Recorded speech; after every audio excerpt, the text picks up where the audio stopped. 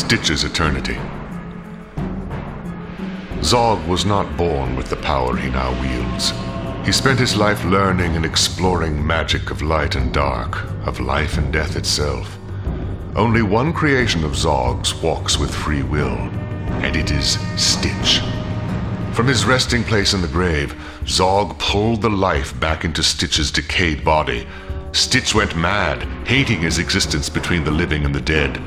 Making his home in the underground sewers, Stitch laid plans to exact his revenge on Zog for putting him in this eternal torment. He will have his revenge.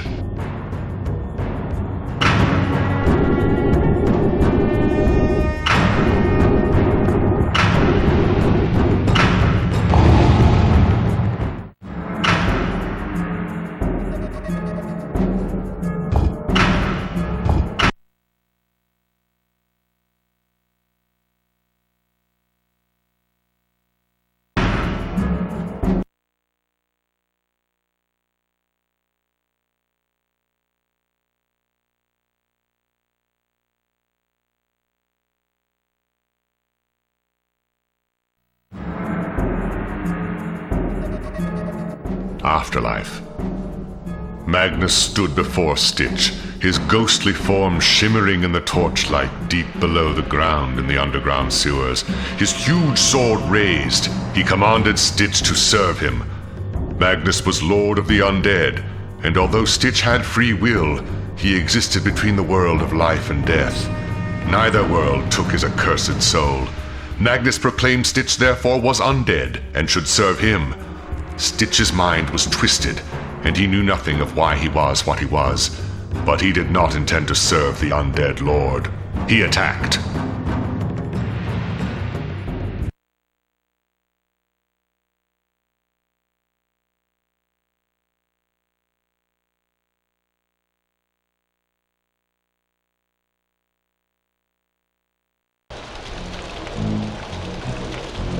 Round 1. Ready.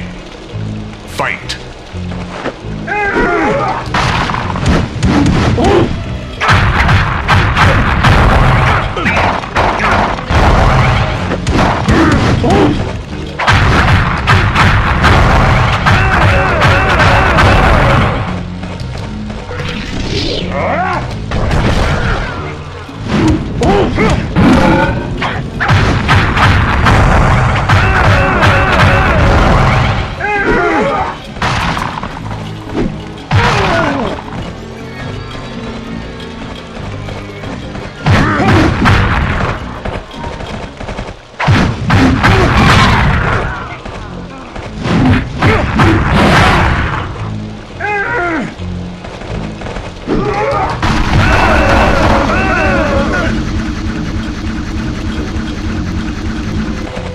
You win.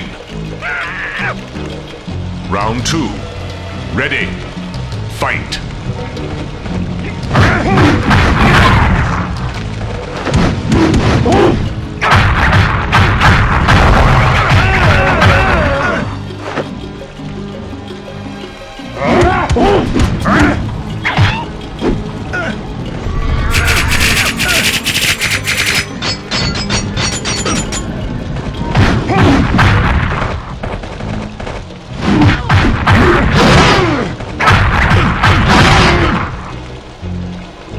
You win! Magnus fell to the power of Stitch, and he cursed him, escaping narrowly his ending blow. Stitch chased him, but lost interest. He was not out to kill Magnus or anyone, though he felt he would kill any who intended him harm. Somehow Stitch knew Magnus. He wondered if perhaps he could be a friend.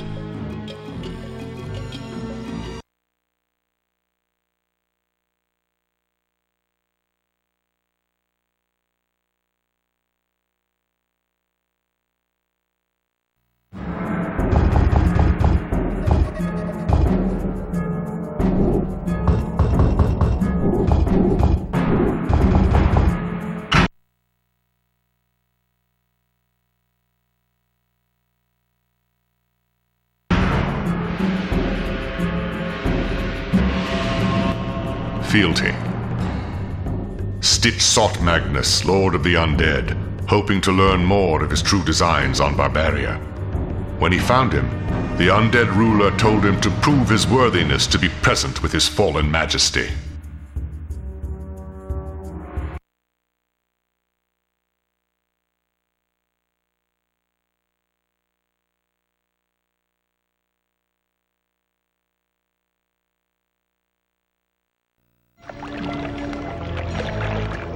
Round 1. Ready.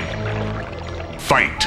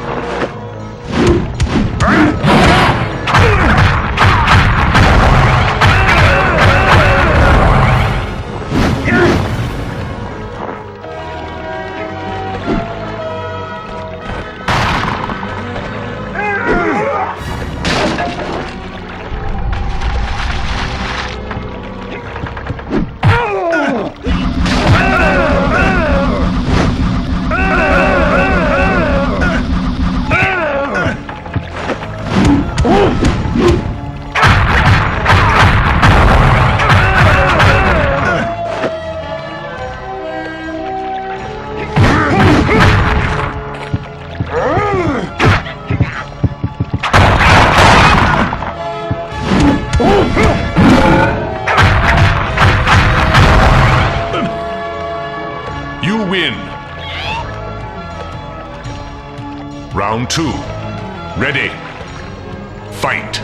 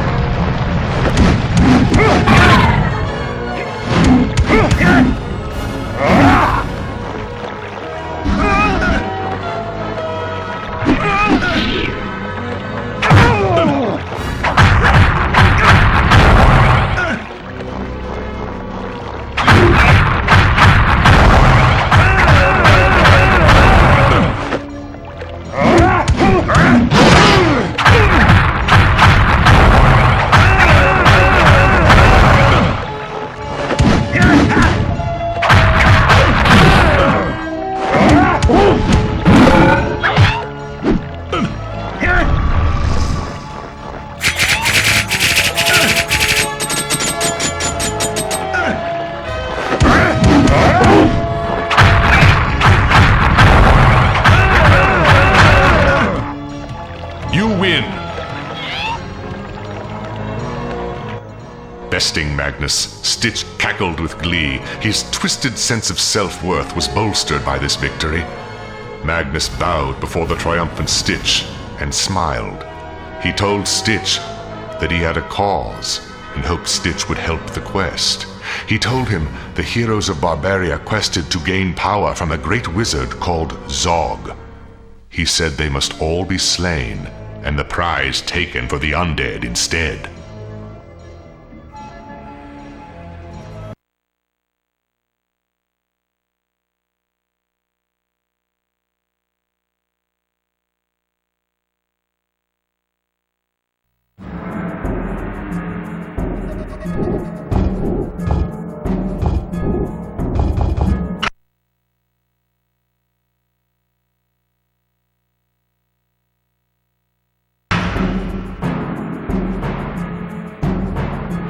Finish Fade's job.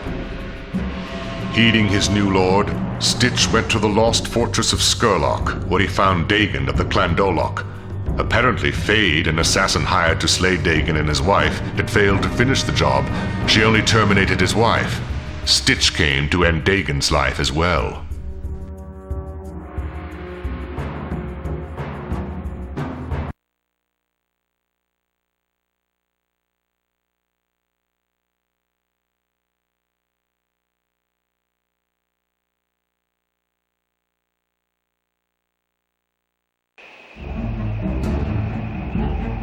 Round 1.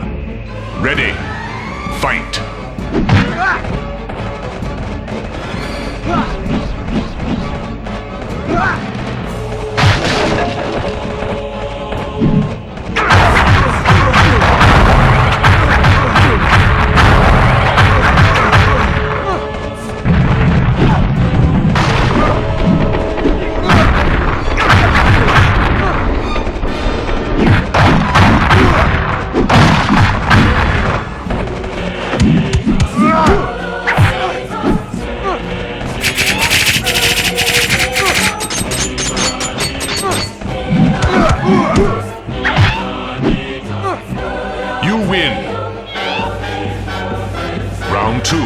Ready.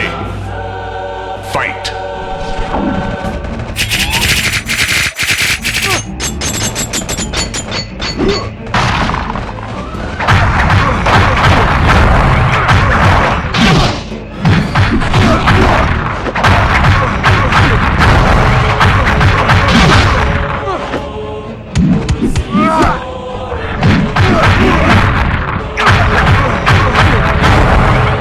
You win! Dagon cursed the evil Stitch as he took his felling blow. Dagon fell to his knees and called to the heavens, "May my mortal soul find my beloved wife in the afterlife." Tears welled in the powerful man's eyes, and he prayed that he and his wife might rest in peace, free of this tormented world. Dagon told Stitch that he hoped the foul undead and underworld were pleased with their wicked ways. Dagon fell lifeless to the ground.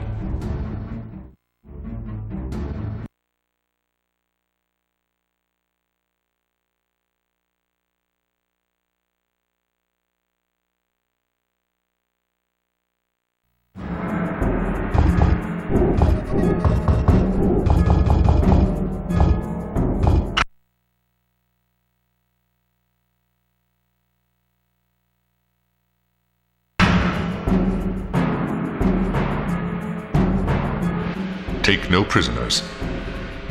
Stitch had assassinated Dagon per Magnus's command. Now he was to find and slay the man in cell number 21 within the prisons of Aquila. Stitch thought, how hard could it be to slay an imprisoned man? As he opened the cell door, he was surprised to see how strong and big the inmate was. The battle was joined.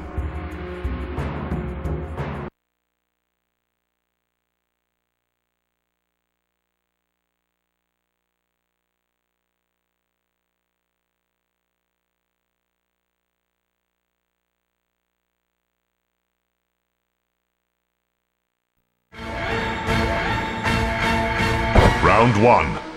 Ready. Fight.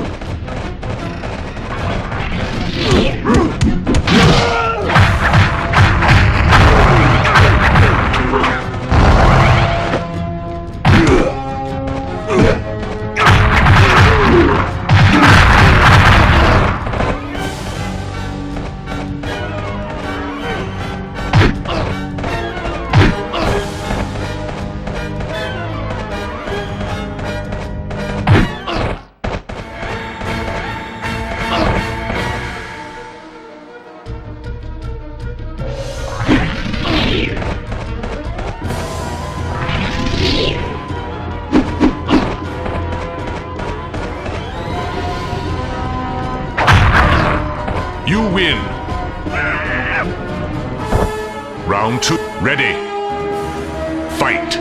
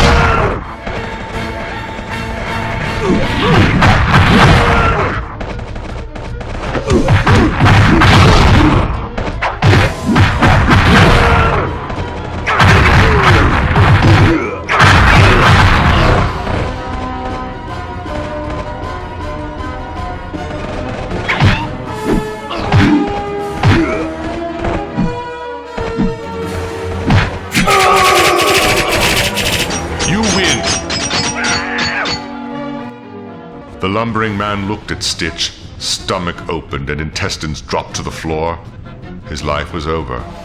He gulped and wide-eyed collapsed. 21's blood flowed across the floor. His eyes shut. He was dead.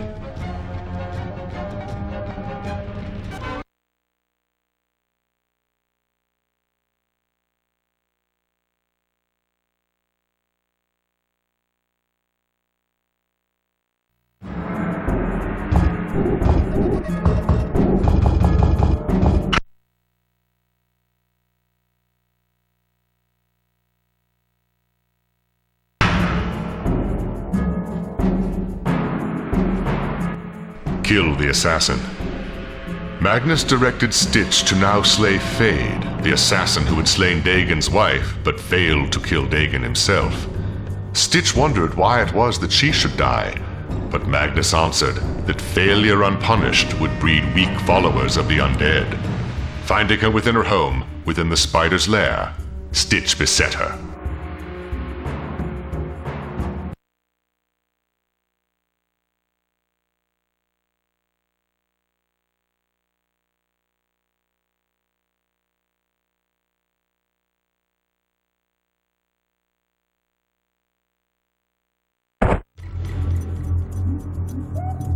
Round 1. Ready. Fight.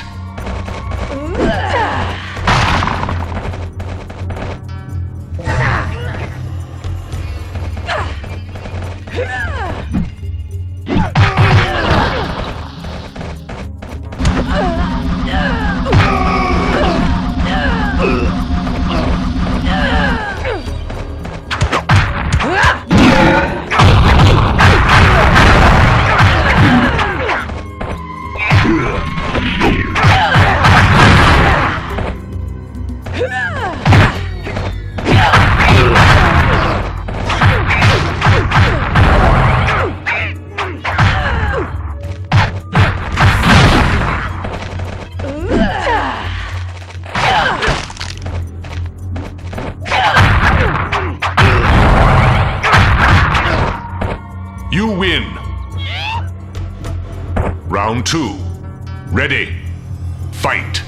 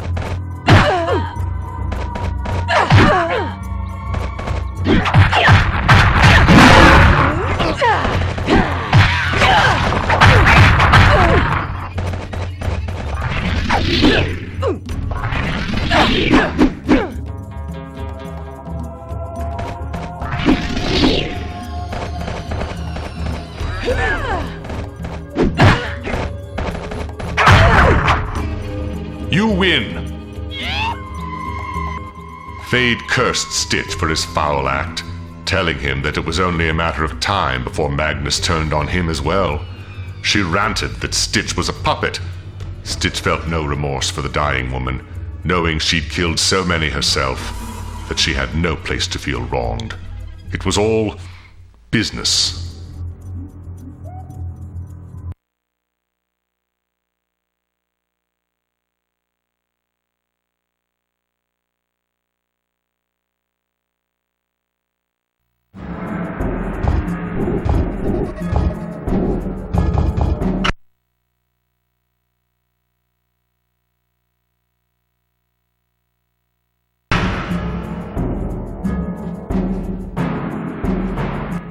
Noble death. With so much success, Magnus praised Stitch for his excellent work.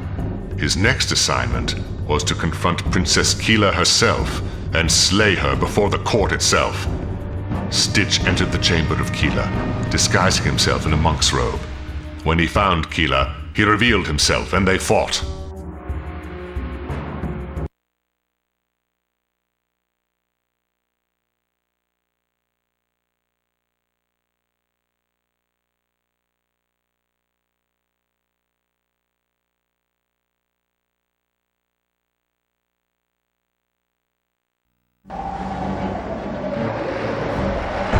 Round 1. Ready. Fight.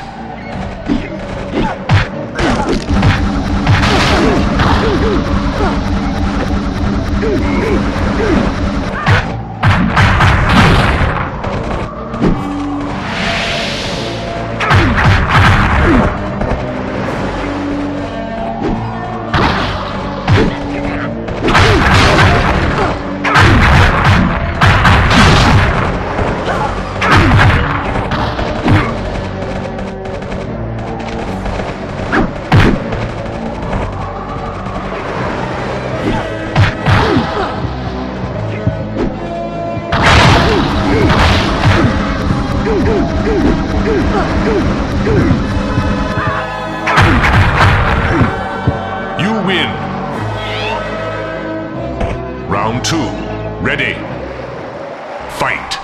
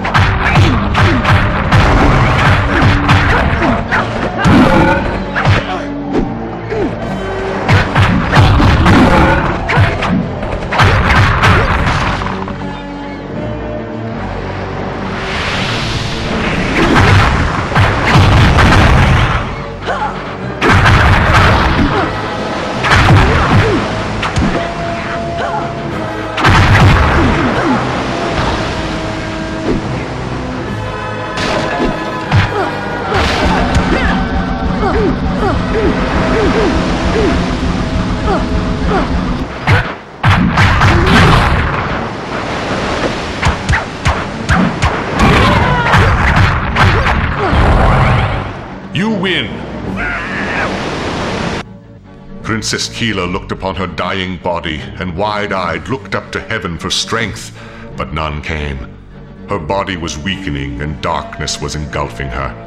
Keela's knees gave way and she fell to the ground. She screamed for her father, for her dead father. She could see no more. All was black. Her head hit the cold floor as her life passed.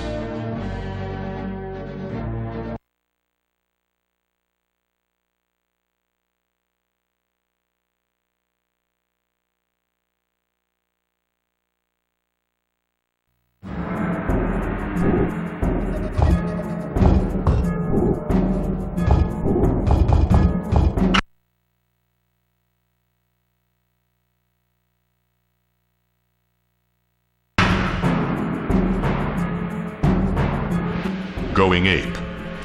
An ape, Magnus told Stitch, was said to possess the relic Blood Song. Magnus wanted this artifact, as he explained it was once his, but was lost some years ago. Stitch hunted for the ape, called Mongo, and found him within the Forgotten Ruins. He casually approached the beast and attacked.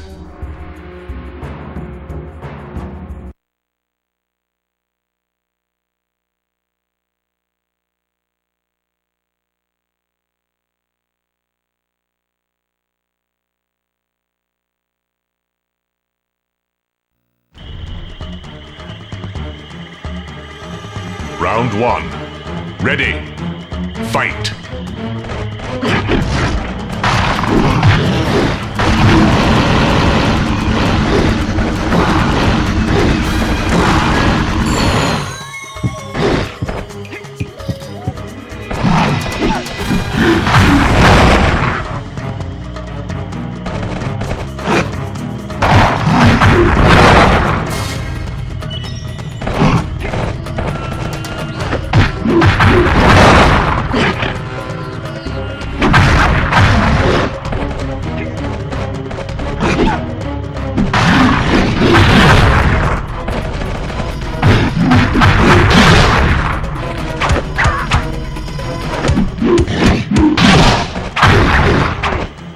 You win.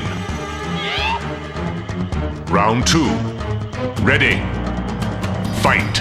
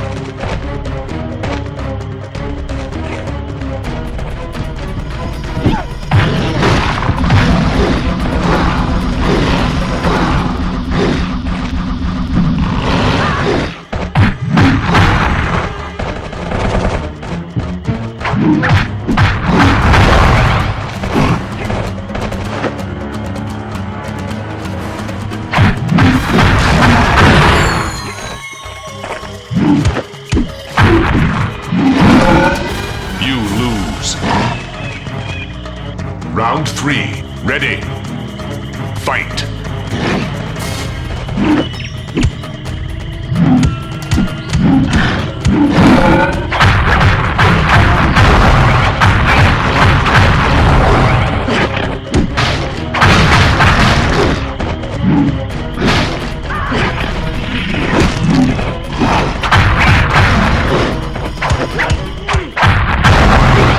You win. Although Mongo fell to his mortal blow, Stitch could find no relic. When he'd reported this to Magnus, he was irate and told him it was inside the beast and it would rise from the dead because of it. He told Stitch to find the ape and bring his corpse to him. But Stitch could not find Mongo again. He had fled and gone into hiding.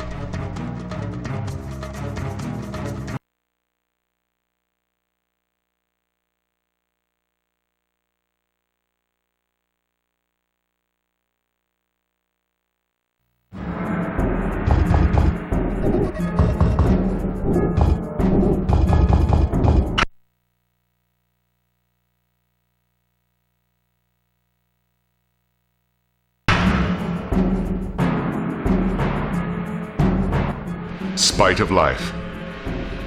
Stitch was told to find a.k.a, nature's guardian and lover of life. He was told to kill her, for she refused to let the undead travel through her swamps. Stitch came upon her, and she stalwartly stood her ground.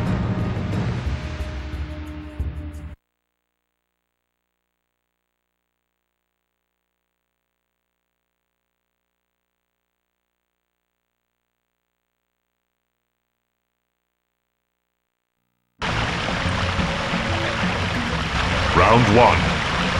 Ready. Fight.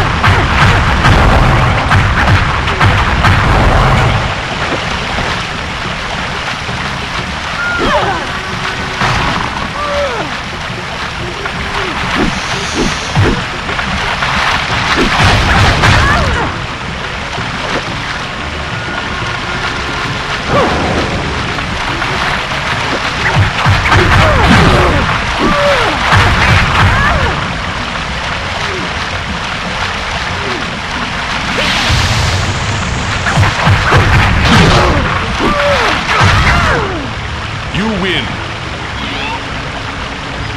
Round 2. Ready. Fight.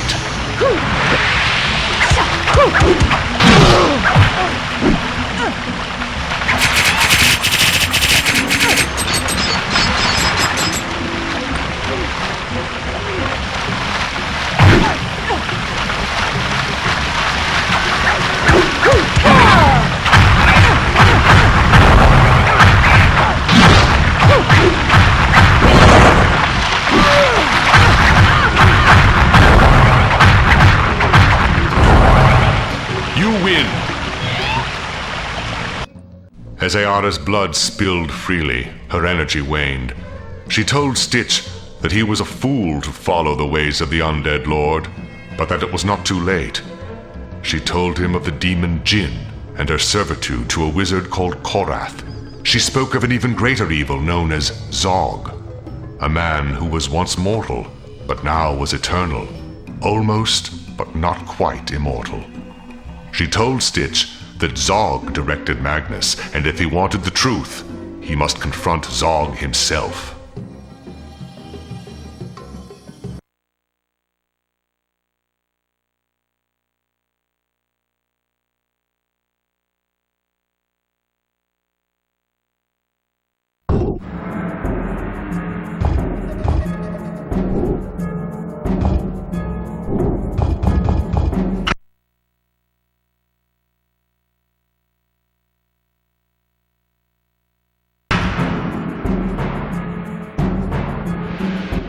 Opposing hell. Into the lower Darklands traveled the undead Stitch, seeking answers to his tormented existence. He came upon the demon Jinn, a creature of the hells of Naraka, summoned into the world through dark magic. Her skin was dark, eyes pitch, and fire danced across her flesh. She looked upon Stitch with disdain, and told him the days of his remnant life were over. Jinn rose and lunged for him.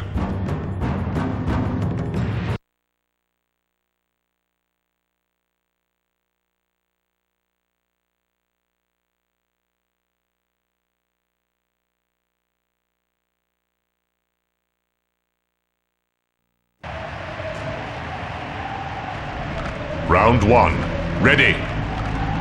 Fight.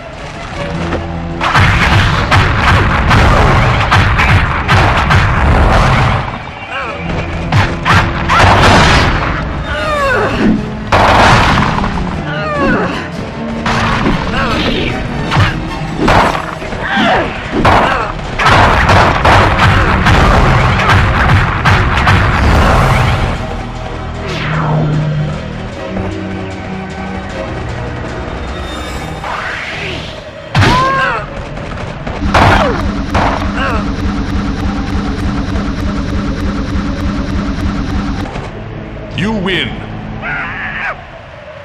Round 2. Ready. Fight.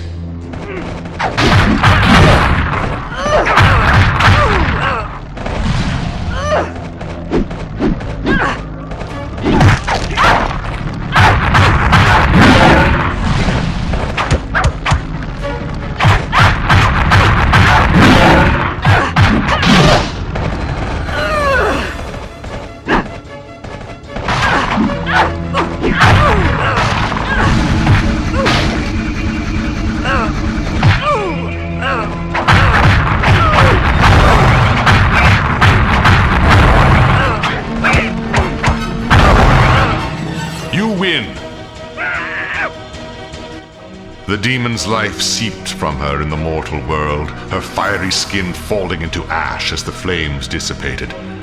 She hissed at Stitch, telling him that her summoner Korath would end his life, even if she had failed.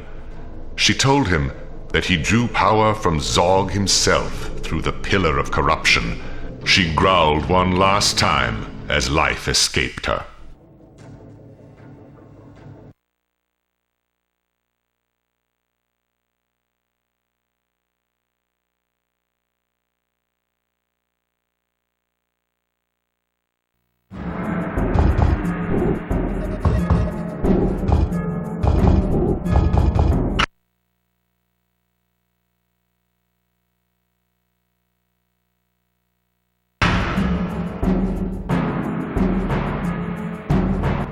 Slaver slain. Stitch knew Korath lived in the Land of Desolation. Like so many things, Stitch knew this, and yet knew not why. He found the wizard warrior Korath and beseeched him to tell him what he knew of how Stitch came to be who he is. Korath, standing by a mighty pillar that arced with electricity and hummed powerfully, told Stitch that he was the snake skin shed by his master, the wizard Zog, and now the skin would be forgotten. Korath attacked.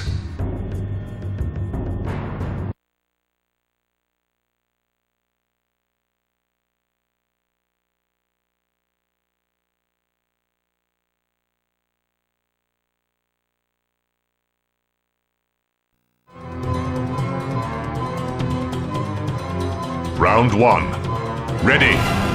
Fight!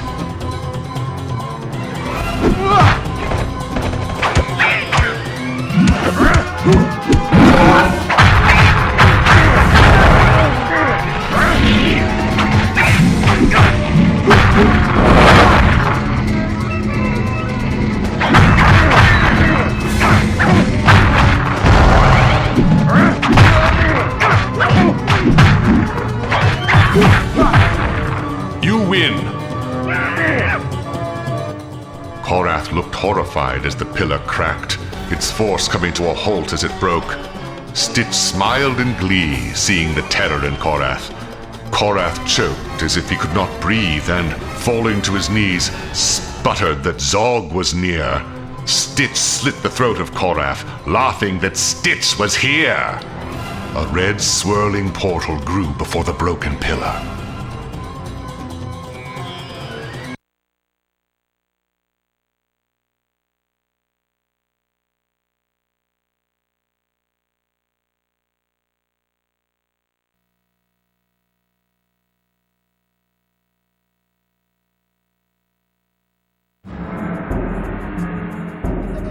Finale. Stitch entered the portal, stepping through it onto a stone bridge far above the reefs of an island in the Dead Sea. He looked around in awe, and then beheld a huge stone man. A stone golem, he thought. The mammoth being turned to him and spoke. "How ironic it is, Stitch, that you would come to me. You have shown amazing determination, especially for being dead. Yes, you are alive too, I know.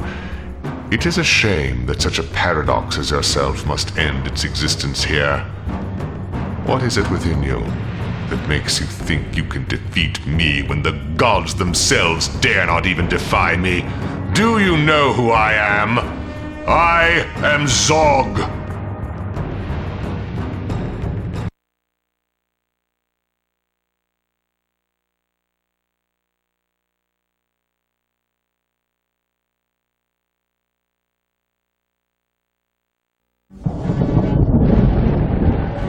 Round 1. Ready. Fight!